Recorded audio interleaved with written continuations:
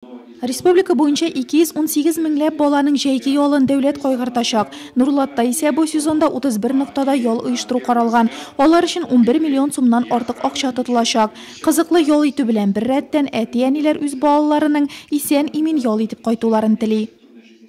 Мы все вместе заинтересованы в республике, во-первых, качественно подготовить наши лагеря, персонал для отдыха, и буквально практически 2 июня у нас начинаются уже серьезные заезды. С первых дней все вместе, и муниципалитеты, и республика, и все ведомственно контролируемые органы, и по линии МЧС, и по линии Роспотребнадзора, и по линии МВД, нам не должно быть никаких претензий. Заречный, Шияле, Олан һәм Нурсан стационар лагерьлары 2 палаткалы лагерьдан тыш мәктәп яны лагерьларда ял итүчеләрне кабул итәргә әзерләнә. Планируется открыть 26 26 лагерь ачырга планлаштырыла. Аларның 23-се мәктәп яны, 3-се ял һәм хезмәт лагерьлары. Аларда 1040 бала ял итәчәк.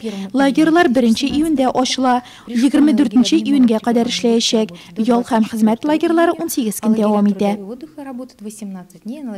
Хәзерге вакытта барлык лагерьларда педагогик кадрлар, техник персонал белән комплектлаштыру бара. Ял итәргә теләүче балалар исемлекләре төзелә.